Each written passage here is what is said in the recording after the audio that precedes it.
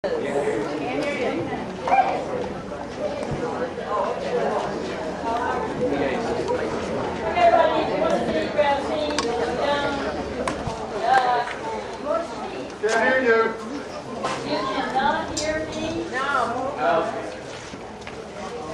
the sound guy?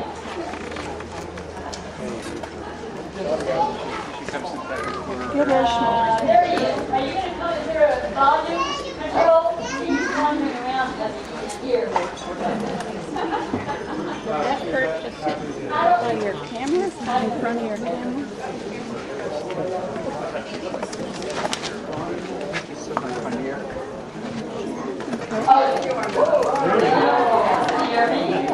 Okay, to the back. Daniel Williams, can you hear me? Too much? Yeah. How about you four people in the front?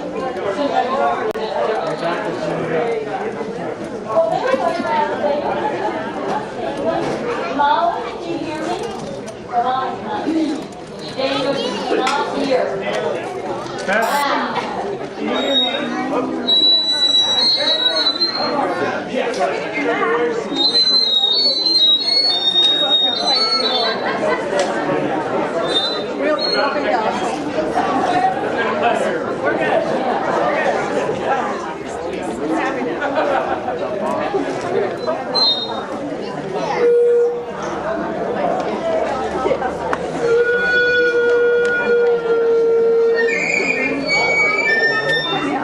Those are whale sounds. That's actually a whale recording.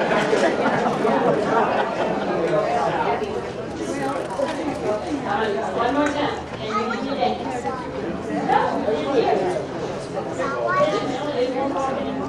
They can't hear you best.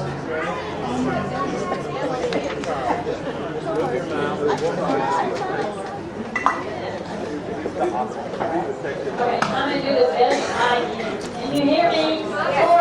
Yeah. Do the best I can do. So those of you who don't know me, I'm Sylvia. To Ishmael, I never changed my last name, Soto. But I was married to him for 34 years. Wife number 3, as he said. But he loved wife number 1 and 2 as well. And so, wife number 3 is here to greet you, and his spirit is here to greet you. I'm so happy you're all here. It's like just a meeting of all of his friends, maybe not all of them because they couldn't all come, but it's wonderful to have you here. And so, what our plan is for today is there are 5 speakers, not including me, talk us just a few minutes, and then we're going to have a video. If you can't take the, hey, sweetie, I'm so glad you are 5 years old. Everybody give her a clap. And after the video, which is going to last about 30 minutes, if you get sort of sick of it, you know, okay, you can go have food and drink. And just continue to watch. But we have a Soto website, so you'll be able to see everything you missed, including people wandering around that you didn't get to talk to, and the videos, and there's a photo montage and what we call kind of an alcove back in there, the breezeway between the 2 buildings back there. And then if you go in the far building, you will see as many of the Ishmael Soto invitations as we could possibly find, most of which were created by Dwain and Kelley, who's going to be speaking in a minute. And so I hope you'll go look at those. And I guess that's it. So now I want to introduce the first speaker. Pliny and his wife Gail Vittori are the executive directors of the Center for EVAR, the Center for Maximum Potential Building Systems, CMPDS. There's a website. At the first Friday of every month, there's an open house, 6:30. A lot of interesting people come. That's the way a lot of people have found out about this place. And you would be welcome anytime, just open house. And I'm just going to tell you it's a wonderful place. It's probably, I know it's internationally known, but I was about to say it's one of the early international purveyors of sustainable building.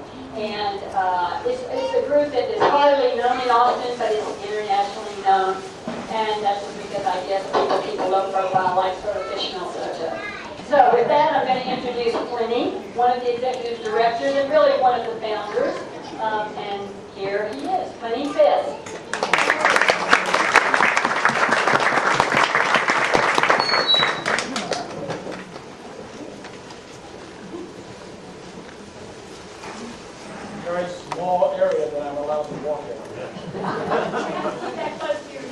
I'm close.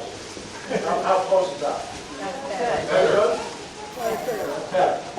Maybe you ought to put it right there. Just attach it. Okay. So, question. How many of you have never been here before? You know, Cynthia is right about a lot of things, and this is one of them. So, one of the reasons that this is here is to get a lot of Ishmael Soto's friends knowing about the place that he used to hang out at so young. Because we're on the way out to the country. Come by and we used to fiddle around together in all kinds of different odd ways. We'll get into a few of them in a while. So the second question is this. So my wife was enamored by this person. Did anybody else get into this problem?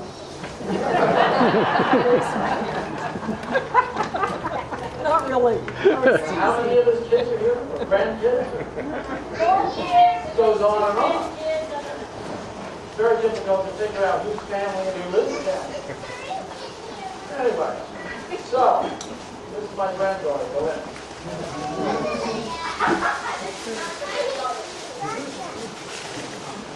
You want this microphone?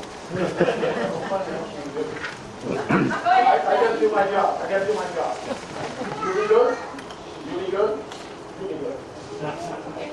Okay. So, as Cynthia said, by the way, Cynthia and Ishmael met. And it was not too terribly different an occasion. So I have one bit of warning. Be careful who you talk to.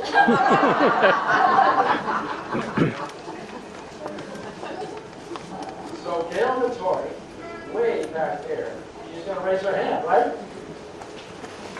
So she and I tried to operate this place, which has a nickname, not only the Center for Maximum Potential Building Systems, but as the community said, that is the most ridiculously long name we've ever heard. We're going to shorten it to Max's Pot. And then somebody decided that they convinced me to go and make a bumper sticker just to see what would happen, called Max's Pot. Now, of course, the first thing that happened is that the truck light at 183 spurned me with my bumper sticker. The policeman came up. Stop right next to me. My luck, as usual. So the guy looked at me, I looked at him, and he said, right on, man. What do you got? Fortunately, I didn't have anything. Because if I sold, man, would I be in trouble.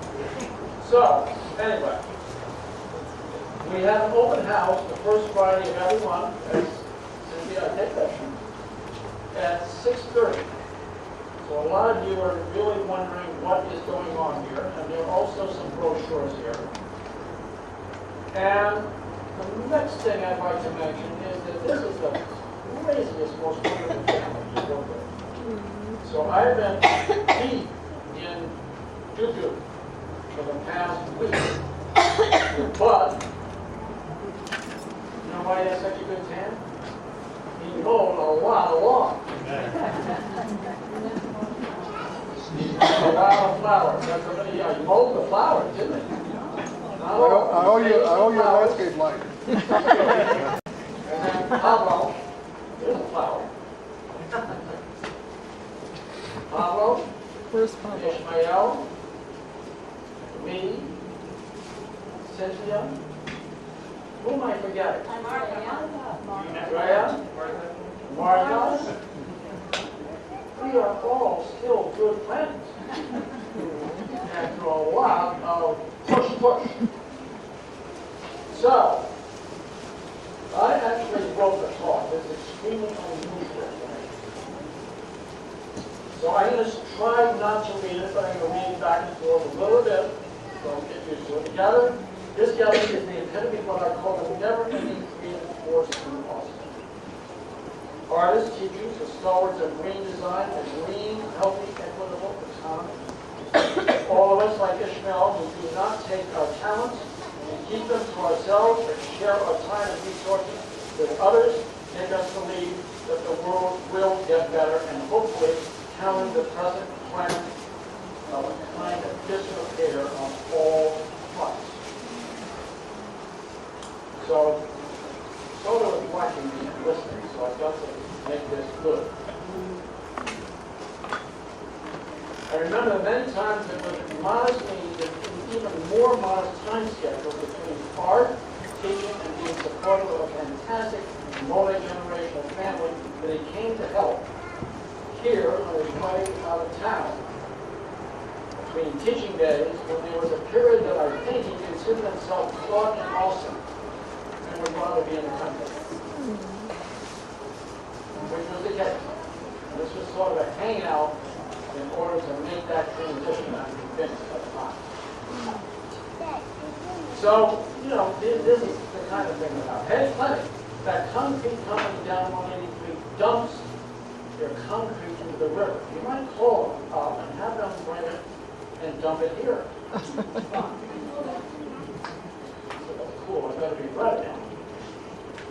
And of course, that's what he said, but you've got to be ready.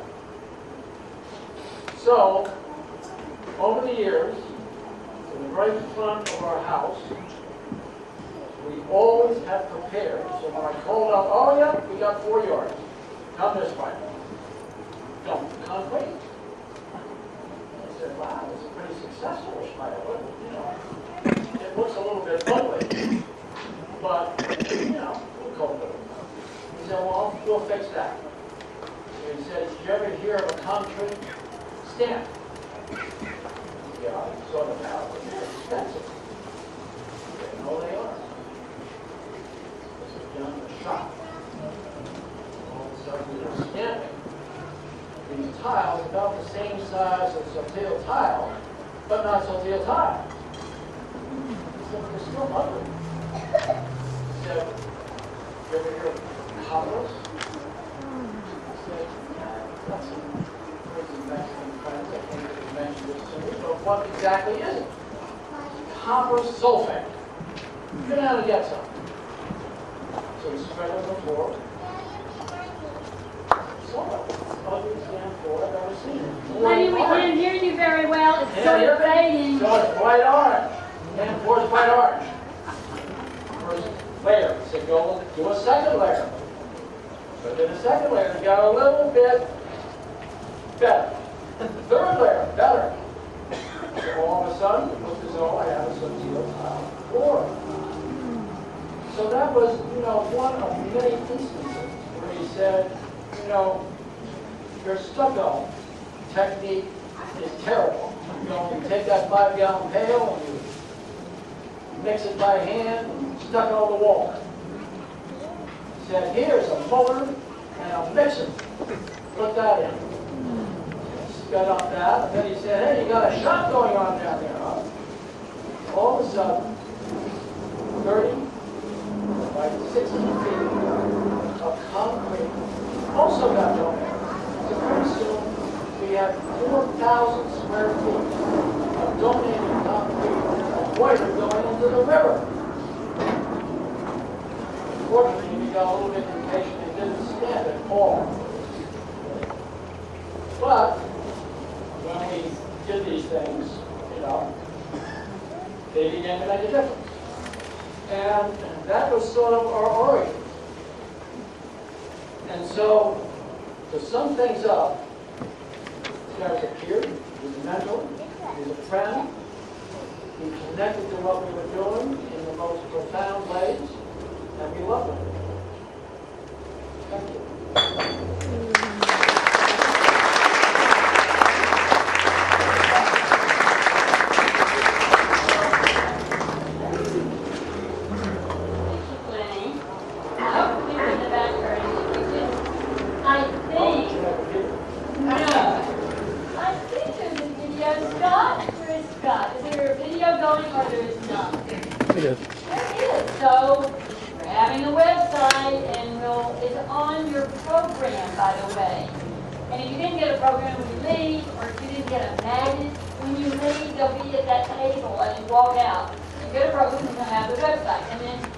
see all his photos and a lot of other stuff. Right. I'm going to introduce the next person, someone who knew him probably longer, maybe, than anybody else in this entire room, including his children and me and his other wives and people that came before. I think Dwain Kelley probably knew Ishmael Soto. I know from high school, he can tell you more. They were good friends through thick and thin and through all these years. And I hope you will go into the back building there, because almost every one of the invitations that you will see in glass that Meredith Crispin and I need to give her credit, put together over a multi-day effort. All of those invitations were done by a graphic designer who is extraordinarily good, and his associate, his partner, I don't know what she is, but she's a good friend of his, Mary Barninsky Johnson. But Dwain was this founder of Kelley Graphics, a graphic designer, and they bonded in high school. And I think I'm going to let Dwain tell you whatever else he can about their friendship. Dwain Kelley.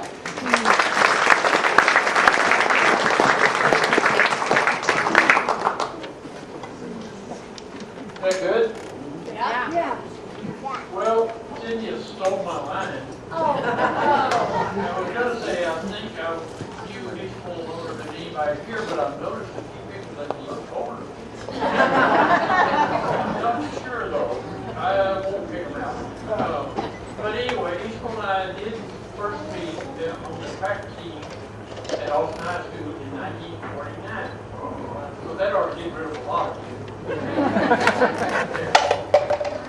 And then when we graduated from high school, which was also important, and we both enrolled at the University of Texas Art School, which was pretty new at that time, probably 10 years old. And we studied in the old, what they call the Army Barracks building, right next to Waller Creek, kind of across from the Alumni Center, which is there now. And it was a huge, big, long building. There was a door in one end and a door in the other, and you open both, you could see all the way through. And I think most of the studios, if I remember, they were heated, but I don't think they were air conditioned. Just a wooden building. Anybody was there, maybe. So, and we weren't that close of friends in art school, because he was on one end of the building studying sculpture and ceramics, and I was on the other end of the building, learning to be a graphic designer and an artist. Still, I can't help it. So then, when and I don't know what exactly happened then, but he went away to an army and went to Austria, and my wife Billy and I went to Germany. So we were both overseas at that time. And then when we came back, I worked for a printing company. I was an art director at Manufacturing Jones, which was an old printing company started in 1874. I wasn't there for the founding, but I can see that. And Ishmael had his studio that he built at 405 East 3rd Street. The printing company, it was 700 East 11th Street. So we're almost just a few blocks apart. And I would go down and visit Ishmael. I don't know exactly how we got back in contact, but we did. And I would go down and visit him up and around when he first built this studio. I don't know if you feel about that. Built in a concrete block. It was very neat. Ishmael was a builder. He loved to build things. That was a good example. So I would bring things down from the printing company, some ornaments that we used in printing, and I would give them to him, and he would use them to stamp and some clay. And we have some of those pieces, the pieces of sculpture and some fat pieces, and we use some of those pieces in our garden. Okay.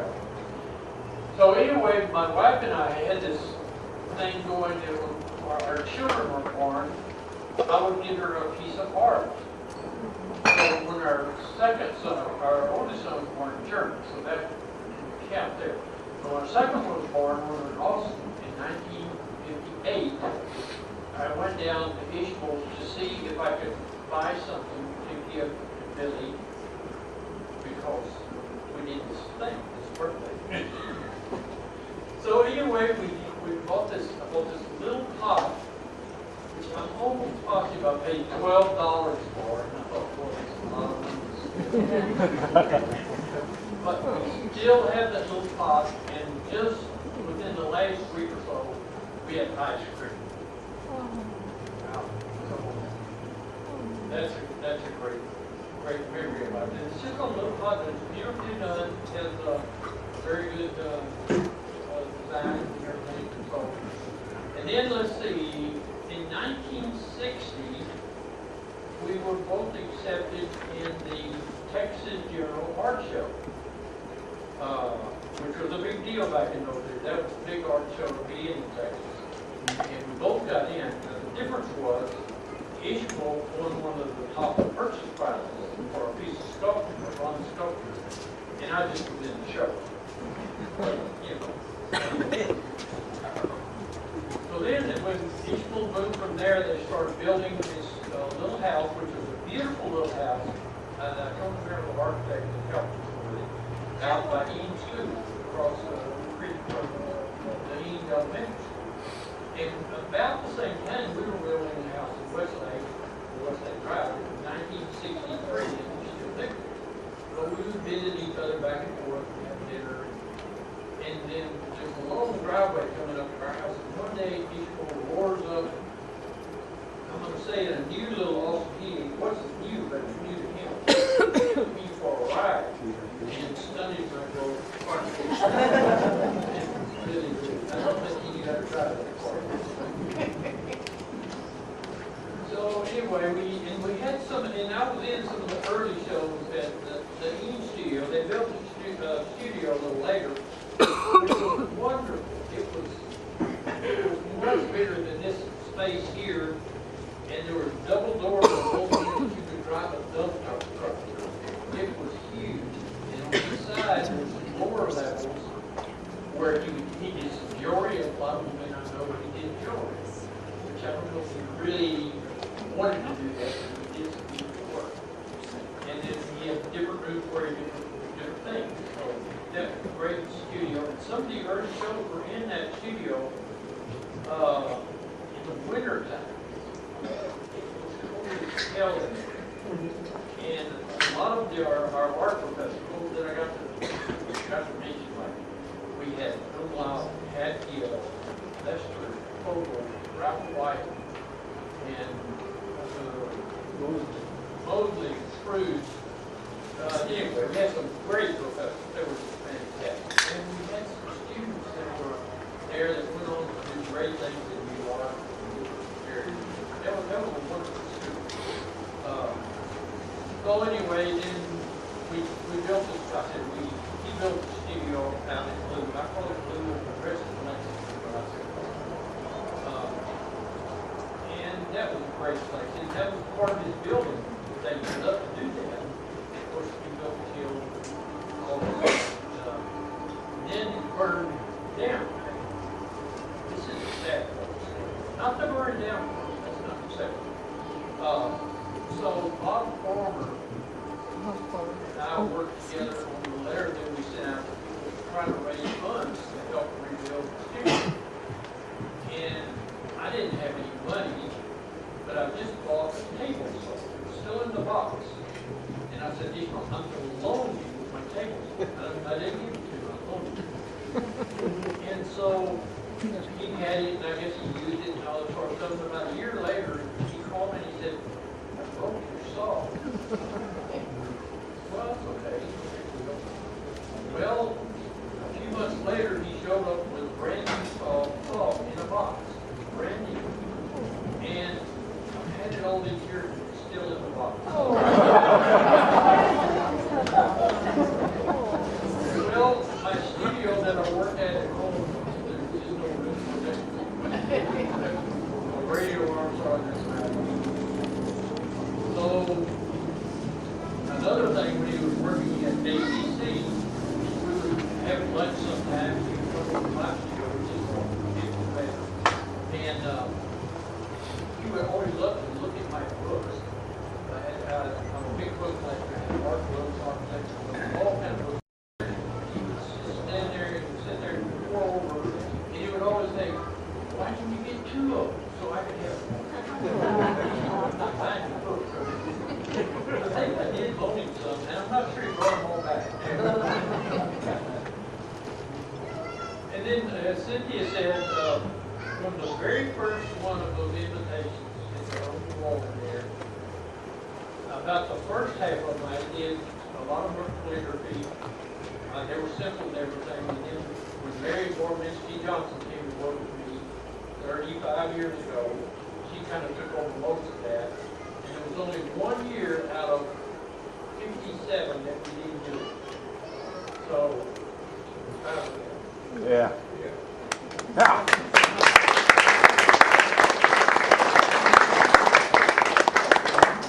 And I wrote in the book when I signed in something on there.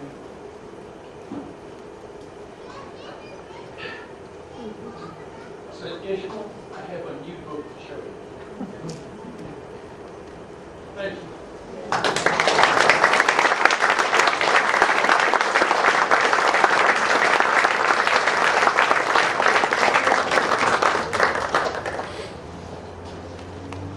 Well, I only met Ishmael in '84, but it was really easy to know who his old friends were. He loved his old friends. And some of them are here in the audience, and some of them could not come.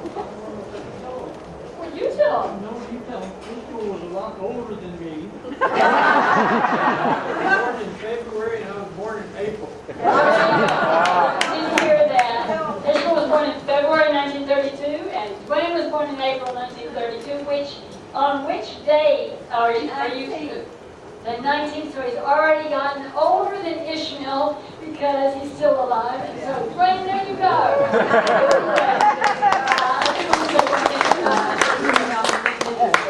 Ishmael was a builder, and he loved the building, and every place he built was beautiful. And he also loved books. And towards the end of his life, that's the only thing he wanted more of. So we have stacks and stacks of books all over our house. And maybe the next time we all get together, it will be an invitation to come to a book freebie. He would want to I want to introduce the next speaker, Sharon Smith, a dear friend. I don't know if she will tell you when she met Ishmael, but from the ACC professor days I know, maybe from before that, a wonderful potter, and I'm just going to let her talk.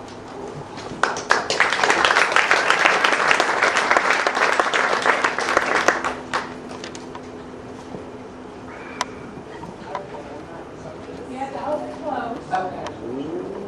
It is so good to see everybody here. I know just about every face, from pottery to BC and to now, colleagues, gallery, everybody. Thank you for coming.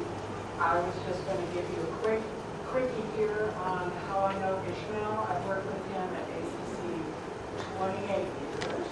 And at Herrera in different campuses, but he was also my teacher at UT. And what always got my notice, he said he never remembered. Louder, Sharon. Louder. Sorry. So I was 16 years old when I had Ishmael in 1971, 72, and 73. And so that was a long time. And it's before Ron Bowling and Don Heron and Janet Kastner, and I can go back 1,000 years and blah, blah, blah.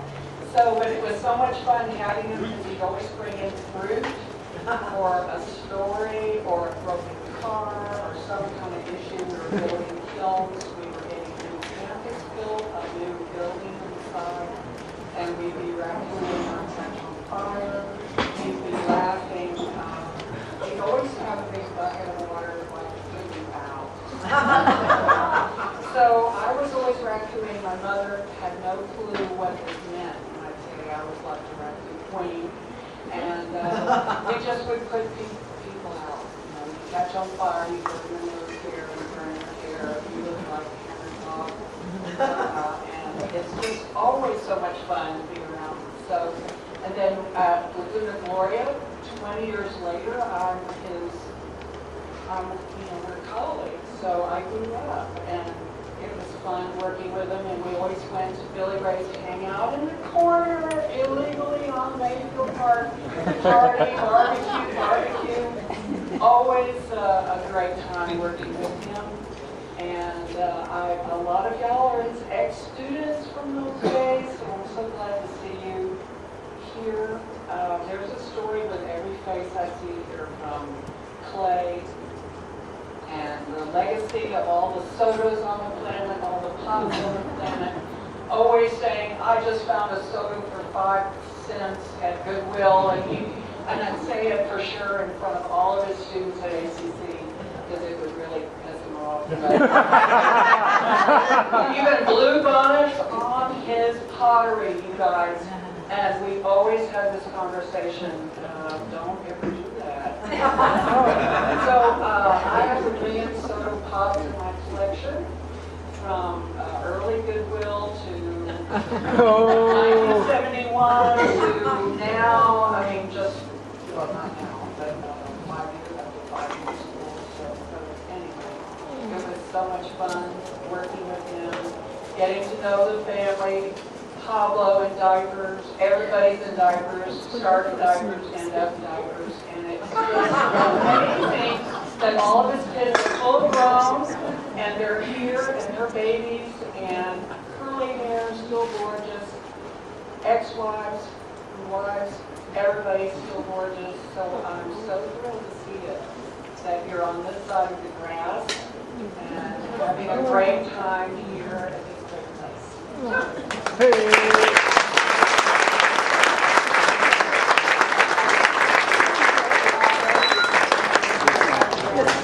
Learn something every day. I never knew Sharon was this too. The only thing I can think of that I just learned about Ishmael. Let me see. I just want to say that I was just realizing I just didn't thank you enough. All of you contributed to Ishmael being Ishmael. The hairs are standing up on my arms because he loved people so much, and maybe you would fall out with him, and then he would fall back in with them. He was just one of those people that you could hardly not love, and he got me to tell him that it just like it blew over. And I'm not really speaking about myself. I just know friends, a little falling out, and then that was it. And then they're back remembering why they loved him. And I just heard that in Sharon, and it's like, it's a continuum. He would be so happy that so many friends showing up to honor him. So I just want to thank you again. The next speaker is Herlinda Zamora. She's the Executive Director of the MAC, the Mexican American Cultural Center. It actually now goes by the name Emma. I think she has a middle initial, Barrientos, but I'm not sure. Gonzalo Barrientos is a wife, a wonderful cultural figure in her own right in Austin. At any rate, you may know it. It's on the east side of town, which is now like, filled with the Rain Street crowd, and I don't know how they manage. But anyway, Herlinda, you can come tell us about your association with Ishmael and a wonderful exhibit he had there that he treasured the time and opportunity that gave him.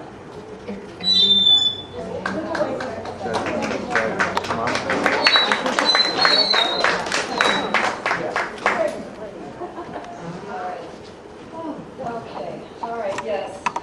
In some ways, it's kind of hard for me still. Because my father passed away. Can you hear me? My father passed away about 6 years ago. So for me, Ishmael was like a father figure to me. And I say that because he was such a hard worker, like my dad. He was very skilled. Obviously, you all know that, very skilled. And he was such a good man, like my dad. And he was always very positive and always respected me. He never looked down at me. Obviously, I'm younger than he was. And even though I'm manager, curator of a very well-known center, he really taught to me with a lot of respect. And as Cynthia said, he had this amazing. How many of you attended that opening? That was incredible exhibition.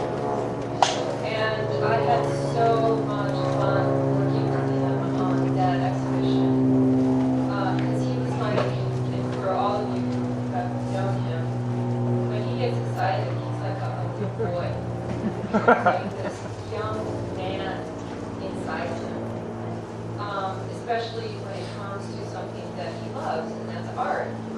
And that's what I saw in him. And so to work with him, it was like two young people. I'm already young, but he became even younger. So we talked like we were two young people working on something grand. And so it was this very emotional time working with him on his work. One, because it was a lot of fun working on curating exhibition. And the fun part was that he would ask me what I thought. And I'm like, okay, I will tell you what I think. And he respected it. And we worked together on putting the exhibition together. And he would always come back and check on his exhibition, see how he was doing with his baby. He looked at his work like it was his baby. And so he would come back and check on it, see how it was doing. And I always knew every time he'd come into the office, because I can't see when people are just coming in, but that voice, I knew that voice. And the minute I heard that voice, I stopped what I was doing, and I was like, Ishmael, Ishmael! And I turned into like a little girl. And I went out and I was like, oh, it's you, it's you. Okay, so, all right, let's go upstairs. And we would have these amazing conversations. Conversations about everything, anything and everything. And that's why he was like a father figure to me. Because there are things that, because there are things that I can share with him. And I don't share with many people. And that's why I really miss him. And so that's why we are so lucky that at the grand opening in 2007, we featured his work. And I don't know if any of you in 2007 were at that grand opening at the MAC, but we featured his work. And then also, for those of you who have not been to the MIS Mexican American Cultural Center, who has not been? You don't have to be ashamed. It's okay. For those of you who have not been, he was also awarded a prestigious award in 2014. It's called the Awards of Excellence. And there's this beautiful, beautiful art piece. And his name is on there. So now you have a reason to go, for those of you who have never been, to see his name on that wall. And that tribute is for individuals that have demonstrated leadership and meaningful contributions in Latino culture and arts. And I remember when he came, he was already a little sick, but I remember again, one of those moments where he was like a child. He was like so excited. And I went and when I see him, I'm like a child myself. Oh my God, this is wrong. And so I would sit with him and I would talk to him and gave him so much respect because that's what he did to me. He always gave me the respect that I always respected people. And that was the relationship that we had, respect and admiration. I mean, I had a lot of admiration. And so for me, the experiences that I had with Ishmael were short, but they were incredibly meaningful. Again, because he touched my life in a very short time, from the time that we opened the MAC until the time that he was awarded this prestigious honor, and we gave him the retrospective. We spent a lot of time together getting to know each other. But that was very important to me as the leader of a very important cultural center, but also a leader of the arts. And it has been, I will never forget those memories. And when he passed, it was very important for me to reach out to Sylvia and ask her if it would be okay to have an altar. And I'm glad she said yes.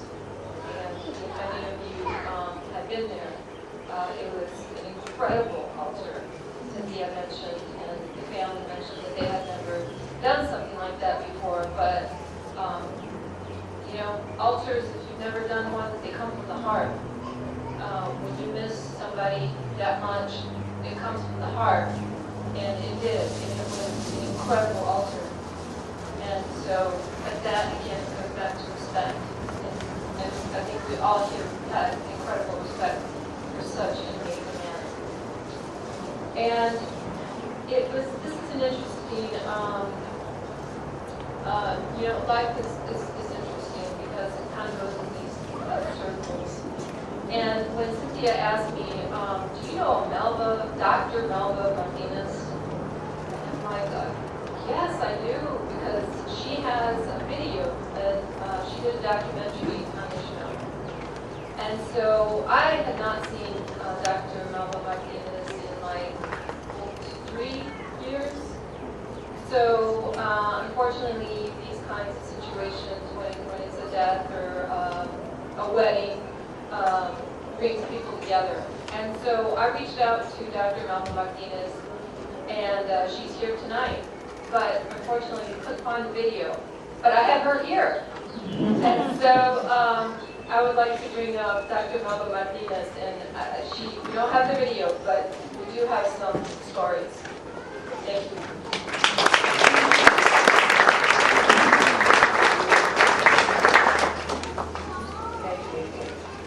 When I was working at the Mexican Architects Museum, I had the privilege of creating a video of Ishmael at his home studio. And I want to thank Sylvia Orozco because we got in the car, we got the camera, the tripod, and the extension cords, the lights, and we went to his studio. And what an incredible experience. I had so much fun. Ishmael, he had impeccable perception, a really deep awareness of things. And he felt that when you caught him, trying to play down his intelligence. But I saw that glimmer in his eye, and I asked him about the motorcycle, the big wheels. And I said, you know, before the day's over, maybe we'll take a spin. And we did. And the stories that he told me, and he loved my reactions to his work. And when I walked in, I looked at that sculpture, and I remembered a poem that he told me that I should, you know, look up. It was by Pablo Neruda. I thought I would read it to you because I think, as I look at that sculpture and I think about Ishmael,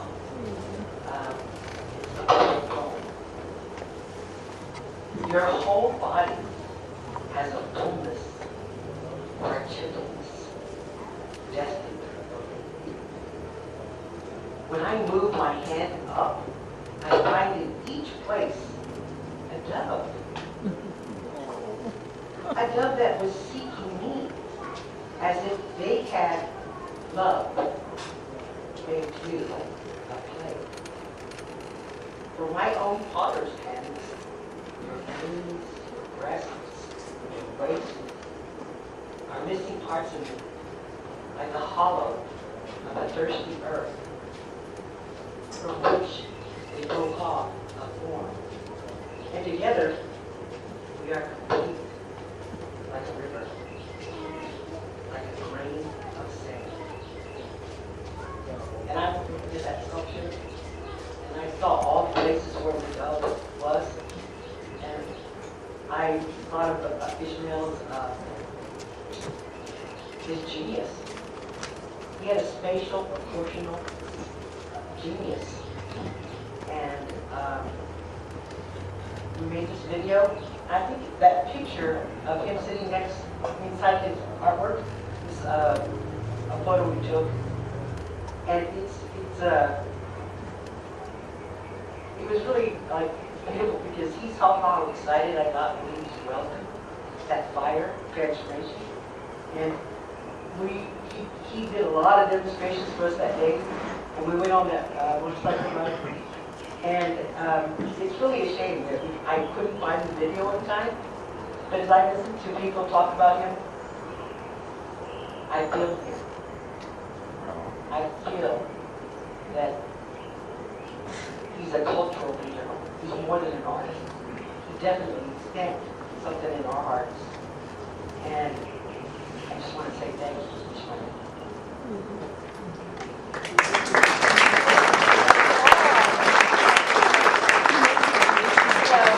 Videos you'll see from Michigan exhibition, the birthday one. You'll see the videos of Elvin. Just see it for just a minute. He's growing a pond, and that's the one we're talking about. We'll find that video one way or the other. Milton gave him a gift. She gave him probably at that time it was a cassette or something, and we can't find it, but that's all right. I want to introduce the speaker, and I want to say something before I do introduce her. Every one of you could be up here talking. I fully believe that. Every one of you has something to say about your relationship with Ishmael, or you wouldn't probably be here. And I wish we could give you the opportunity all to speak, but I want everybody to go home without like being, oh God, that's too long. So I'm just going to tell you that after the last speaker, we'll have some videos. They'll last about 25 minutes. If you're not interested in sitting, or anyway, you're hungry, there's a lot of food and drink still, and so you can get up and walk around, and then after that, we're going to have some music from Mariachi Corbetas. So, I want to introduce the last. From maybe a very early time of my knowing Ishmael, I heard about Sylvia Orozco. And she was a force in Boston Latino cultural,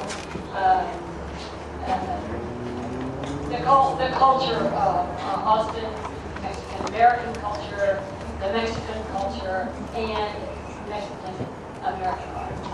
And he had such respect for her, and I'll let her tell a little bit about the foundation of the museum. But it was grown into a major museum. I'm sure it's internationally known, but the point is that it was not as grand in those early days, and Ishmael knew it would grow into the force it is now and will be in the future.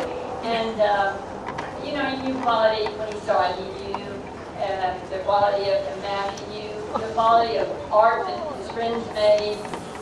He just recognized beauty where he found it. And as you will see in one of the videos, he also recognized the beauty in nature and the little things that we mostly discard or pay no attention to.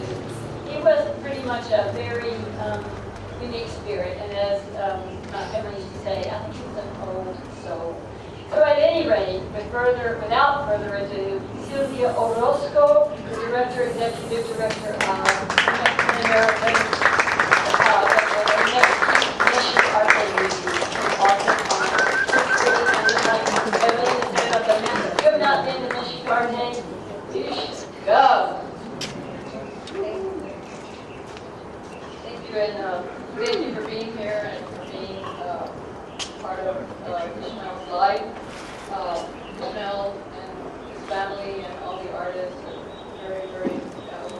very much part of my life, and the museums, and everything that was very beautiful, what you said, and Elsa. And I remember that trip going out to his studio, like, that's the first time I've ever been there. I think my mom went with us too, and she kept saying, where are we going? Where are we going? It was like, it was never ending. But I wanted to I wrote a little something that I wrote when Michael Barnes asked me to write something for the paper, and I just wanted to read that.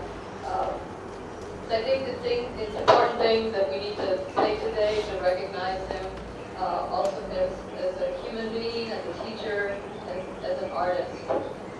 Ishmael was one of the first, if not the first, Mexican-American Austinite to become a professional visual artist.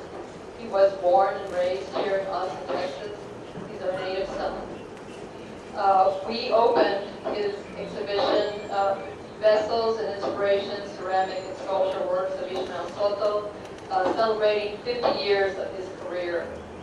It's important for the museum to recognize artists of this caliber. It's one of the things that we do. And I was touched over there seeing the proclamation that the city of Austin gave to him, recognizing him for his work. I think it's very, very important. Sometimes we go on the work of artists, important artists go unrecognized. I think that's very, very important. He studied at the University of Texas, where he began working in clay and completed his bachelor's in 1958. I think he helped create the first kiln there, and unfortunately I think they don't have those skills anymore. They closed the ceramic department, which is unfortunate. He went on to receive his master's at Pembroke Academy of Art in Michigan in 1960. It was very, very impressive for that time period. And the thing that he continued, not only as an artist, but as a teacher, where he shared his skills and his knowledge and his friendships. He taught at UT, at ACC, at St. Edward's, San Antonio, and as well as the studio. He received many awards throughout his careers and exhibited in many shows. And I'm so glad that we got to do a major exhibition and another major exhibition at the Mexican Cultural Center. I think that's all very important. He's a talented artist and a contributor. He is now part of, also in our permanent collection. And just want to say that in his work, throughout his life, everything influenced his family, his life, his surroundings. The colors of the earth and the sky, their intertwining trees and shrubs of the woods. The images were embedded in his mind from his childhood and life in the country, influenced his work as he transformed red, tan, yellow earth into shapes of beauty. Ishmael said, "I enjoy the process of how materials fit together. It is a discovery, and I actually await the gifts from the kiln." He passed away in body, but he leaves us these gifts. And I know that his spirit is here today and continues being with us. And all the things that he shared with his students continues in the work as they create more sculptures with the hands and knowledge that he shared with us. In this way, the spirit of Ishmael Soto will live on. Thank you.